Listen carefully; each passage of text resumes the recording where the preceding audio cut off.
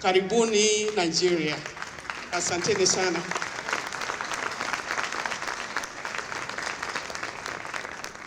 And yes, in absentia, the Speaker of the National Assembly of the Federal Republic of Nigeria, who was represented a little earlier by his deputy. Permit me also to recognize the Honorable Raila Amolo Odinga, the former Prime Minister of the Republic of Kenya. Permit me to recognize my good friend, Ambassador Chris Yama, and the organizers of this occasion. Permit me also to recognize my very good friend and sister with whom we have walked the continent of Africa, Ambassador Dr. Arikana Chihombo-Rikwao, and my good friend Linus Okorie, with whom we do a number of things across the continent of Africa. And as is proper, I am married and my wife Celeste is present in this assembly. Permit me also to recognize her and to recognize the young Louis Suleiman, who carries out activities on behalf of our foundation in the Federal Republic of Nigeria and West Africa. Let me preface my submission by indicating that I have written a fully blooded paper, which I hope will be circulated. And that therefore my interaction this morning will be to highlight some of the key issues which are not unfamiliar to all of us, but which are critical as we look at governance in the continent of Africa. It is here in Nigeria that you say that if you do not know where the rain started beating you, you will not know when you started drying. And there is wisdom in the saying. Many times now, when we talk about governance in Africa, and we talk about misgovernance in Africa, commentators proceed as if misgovernance is a uniquely African problem. That is not true. It is not true because history teaches us that Europe had similar problems. In the so-called United Kingdom, the War of the Roses lasted for 100 years. In Europe, they cut down the throats of their kings and queens. It is the home of the French Revolution.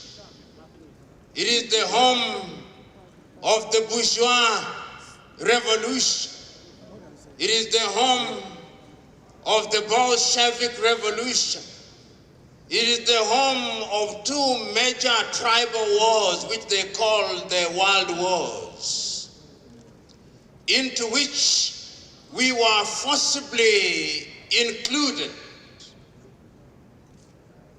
Misgovernance is not uniquely African. Coup d'etats are not uniquely African. We'll remember the events very recent. In Portugal, the Carnation Revolution. We'll remember the collapse of Yugoslavia. We'll remember the fall of the Berlin Wall in 1989. And we also know that there is an ongoing war between Russia and Ukraine. Misgovernance is not uniquely African. And therefore, let us not judge ourselves too harshly. In Asia, who among you here will forget the war between India and Pakistan? Who among you here will forget the recent conflicts in Sri Lanka and in Bangladesh? in Thailand, the coup d'etats in Indonesia. Who among you here will forget the wars in Latin America, coup d'etats in Brazil, in Argentina, in Chile, in El Salvador, in Nicaragua, in Colombia? Misgovernance is not uniquely African. And when we talk about Africa, is because she is the mother continent. Our continent has been humiliated through slavery. History teaches us that 12,000 ships left the shores of Africa to take our kith and kin to the Caribbean, and that 1.8 million of them died. We never talk about those who died upon landing there. We have been humiliated and dehumanized through slavery. We were enslaved by the Europeans. We were enslaved by the Arabs. We have been humiliated. And as if that was not enough, when the project of enslavement lost its luster, they introduced yet another diabolical scheme, colonization.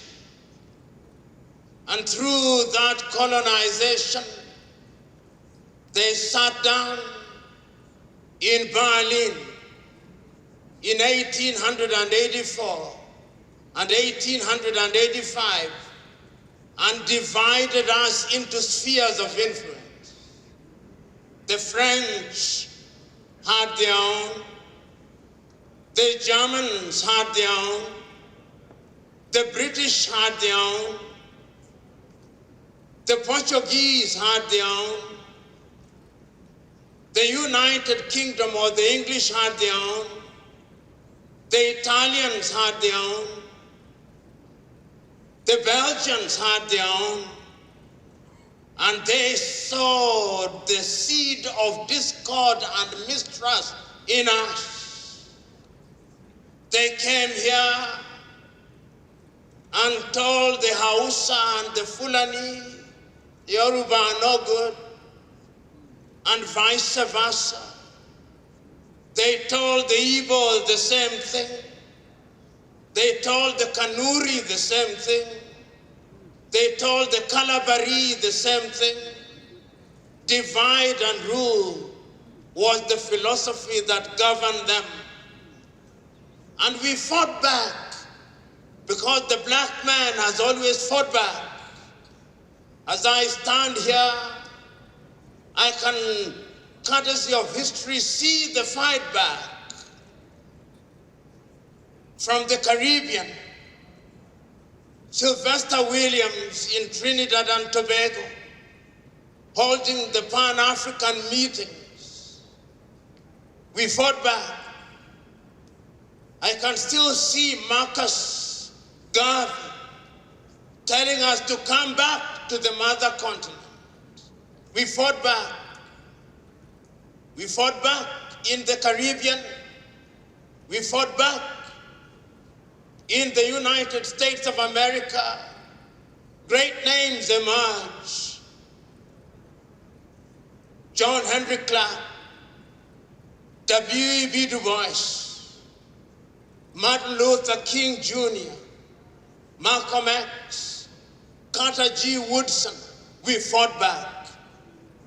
Then we met in 1945 in Manchester at the Pan-African Conference meeting, and on that occasion, the continent of Africa was represented. Kwame Nkrumah was there, Kamuzu Banda was there, Kenya's Jomo Kenyatta was there, Nigeria's Obafemi Awolowo was there.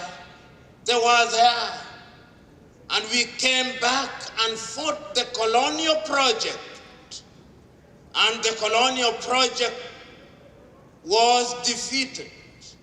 We can still hear the words of the Osagyefo Kwame Nkrumah in March of 1957, telling all who are listening that the independence of Ghana meant nothing unless the rest of Africa was free. And he did not stop there. He inspired others. He inspired Guinea's Ahmed Sékou Touré, so that when in 1958 the French President Charles de Gaulle asked those who are colonized to vote yes or no, yes to remain independent but under French, we prefer to live in dignity and poverty rather than to live in comfort and in slavery. And Guinea regained her independence in 1958. I can still remember the man for whom I am named, Patrice Emery Lumumba, writing from Tisville prison to his wife Josephine Opango and saying, I know I will die, but Africa shall be governed by Africa and her story will be told by Africa. And you can still hear that. I can still hear Julius Kambarage Nyerere in 1962 telling Jomo Kenyatta, Apollo Milton Obote, and Edward Mutesa, I'm prepared to delay the independence of Tanganyika, that we may regain independence as one country, but they listen not.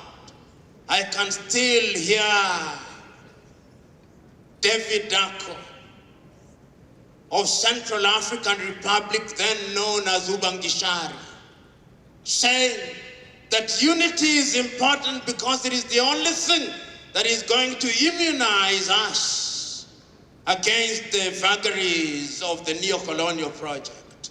I can still hear Algeria's Ahmed Ben Bella and many others, Gamal Abdel Nasser.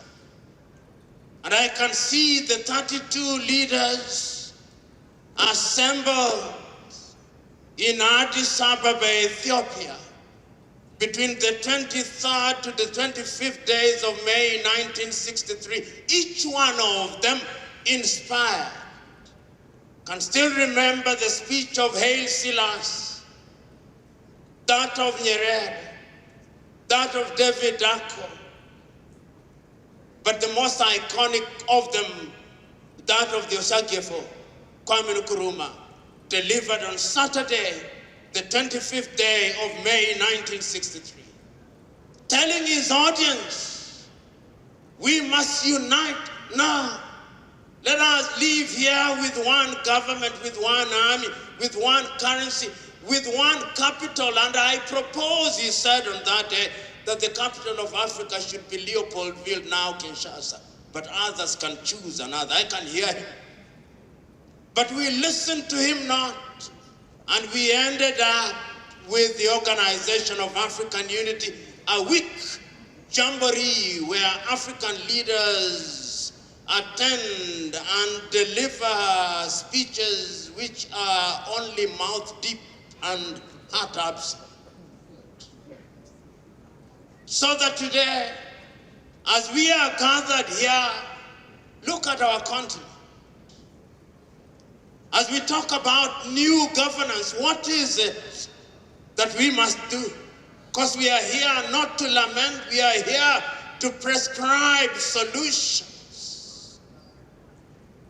John Henry Clark said that when African countries regained their independence, each one of them adopted a system of governance that was inherited from the colonizer. And I tell you, none of them will succeed on the basis of those systems. And if you doubted John Henry Clark, look at our mother continent. Look at her. Since we gained the thing that we call independence, look Look at what they did to Sylvanus Olympia in 1963. Togo has never been the same again. Look at what they did to Lumumba in 1961. The Democratic Republic of Congo has never been the same again. Look at what they did to Ahmed Ben Bella in Algeria. It has never been the same again. Look at what they did to Ahmed Sékou Touré in Guinea. Guinea has never been the same again. Look at what they did to Amilcar Cabral in Guinea-Bissau and Cabo Verde. It has never been the same again.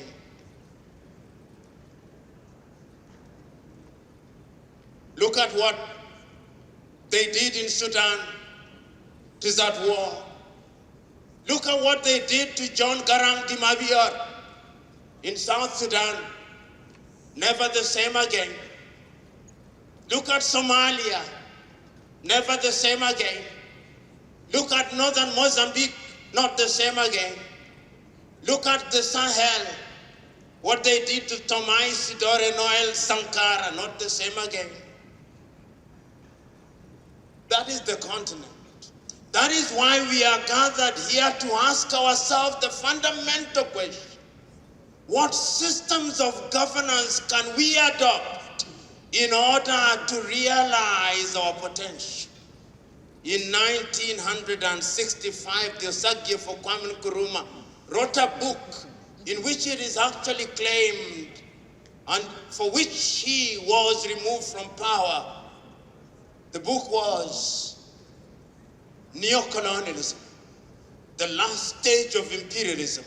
And he says in the book it is the most dangerous because the colonialist is at his most desperate. He is desperate now. He is desperate and wants to destroy us. But what are we doing, we in the mother continent? You know, the white man was diabolically clever. Chinua Achebe writes in his book, Things Fall Apart, in 1958, he came, told us that our gods were bad. He told us that our governance systems were bad. He told us that our names were bad. He told us that our customs are bad, that our languages were bad, and our governance systems were bad. And we believed him. And because we believed him, we find ourselves in the space where we are. We inherited things that we cannot understand. So constantly on a daily basis, we are in a space where we climb trees to look for fish. We will never find fish in the trees. We must rethink how we are doing things. I never use the word democracy unless when I want to explain it away. Because what is democracy? Who defined it? The Greeks. It was good for them. The Americans redefined it. Abraham Lincoln saying it is a government of the people, for the people, and by the people. He defined it for themselves. When the Americans in Declaration of Independence are saying, we hold these truths to be self-evident, that all men are born equal and that they are endowed by their Creator with certain alienable rights, that among those are life, liberty, and the pursuit of happiness. Slavery is alive and well. The civil rights movement is in 1960 when I'm alive. Which men were they talking about? Which democracy were they talking about? I talk about good governance. Because something must have been good amongst the Yoruba. That is why the Oni of Ife still makes sense. Something must have been good about the Emir of Kano. That is why it still makes sense. Something must have been good about the leader of Ijebuland. That is why it still makes sense. Isn't there something that we can get from there and create our own? This Coca-Cola-ized democracy from Europe and America, why must we continue to have it? This is the question. Your own kinsman, Adekeye Adebayo, writes a book which I commend to you, in which he says, the curse of Berlin, Africa after the Cold War. We are still wedded to boundaries. My kinsman and friend and the former Prime Minister of Kenya said he needs a visa, single entry visa, to come to Nigeria. Why? Why? Why? Because of Berlin? I come here, my miserable Kenya shilling must compete against the Naira, and you don't even accept it. You want the almighty dollar. Why? Why? It is governance, and we can do something about it. A lot has been written about it. My good friend, who is a professor of political science and himself a traditional ruler in Ghana, Nana Kobin Nketiah V, has written a book about culture and governance in Africa. These are the questions that we ought to be asking ourselves. What is it that the Baganda do? What is it that the Zulu do? What is it that the Bunyoro Kitara do? What is it that the Akan do? What is it that the Mosi do? What is it that the Malinke do? What is it that the Zulu do? What is it that the Swati do? What is it that the Herero do? What is it that the Ovambo do? What is it that the Ovimbunu do? What is it that the Shona do? What is it that the Ndebele do? What is it that the Luo do? What is it that the Koyo do that cannot be fused into something, and we distill something that is uniquely African, rich in diversity? What is it that the Japanese are doing? What is it that the Koreans are doing? What is it that the Thais are doing? What is it that the Vietnamese are doing? What is it that the Arabs are doing that we cannot do? Are we children of a lesser God?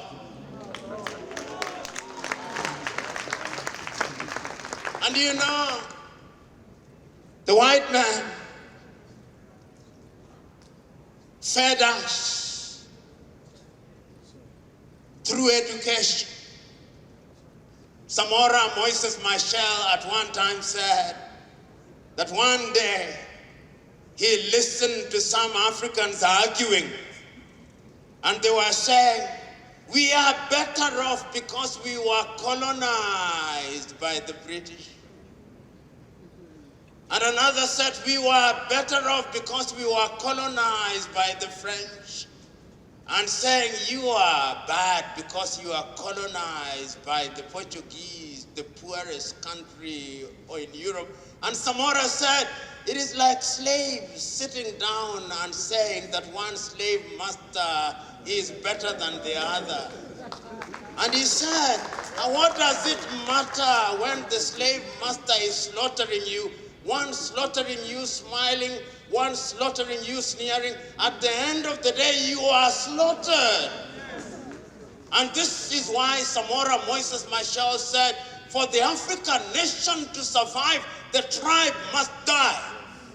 And when we talk about the death of the tribe, we are not saying that we discard our cultural peculiarities. No, we celebrate our diversity, but we cannot allow ethnicity to be the basis of political mobilization. We cannot allow it.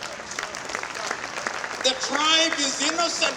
It is the tribalists who are guilty. And I'm suggesting to us that the time is now for us to rethink how we govern ourselves, and it can be done, and it must be done. Because if it is not done, we are done. You know, many ideas have been floated in Africa. And I am of the view that something is happening. You know, when I see young men across the conference and across the continent of Africa saluting the extraordinary political change, you can see I was not using the word coup d'etat. The extraordinary political change in Burkina Faso, the extraordinary political change in Niger, the extraordinary political change in Mali, in Gabon, and the Malabo Protocol says that unconstitutional changes of government are not desirable. Whose constitution? Made under what tradition? People are tired. They are tired because we know that the ballot does not deliver. The ballot does not create democracy, it creates kakistocracy. Governments by our very worst. That is why out of 54 African countries, 40 of them, every election cycle, they print ballots outside of the continent of Africa. We don't trust each other. In the Democratic Republic of Congo now, there are 910 political parties.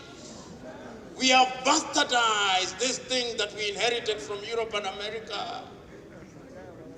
We must rethink. Our countryman, the late Ali Mazrui, once said, in trying to answer this question of governance, he wrote a paper in the year 2001. If African politics is ethnic prone, can we have constitutions that are ethnic proof? And I dare say that we have failed. We have failed in many countries. The constitutions are not worth the paper that they are written on. We honor them in breach. The question is, what then must we do? And this is why I think that the young people present in this assembly are part of the solution. Part of the solution because the youth have a critical role to play, but you must never ignore the old. Because the old have some experience. They have some wisdom, if they were wise in the beginning. Age on, and I want to be clear, age in and of itself does not make one intelligent. If you are a fool as a young person and you grow old, you are just an old fool. So I'm suggesting to us that we must respect age. The Oromo Gada system. Have you heard about the Oromo Gada system? When you acquire a certain age, you go to a certain level. In other words, the society takes advantage of the entire population. They take advantage of the youthful zest of the young ones. They take advantage of the measured experience of the old ones. And lo and behold, the society is complete. It can be done.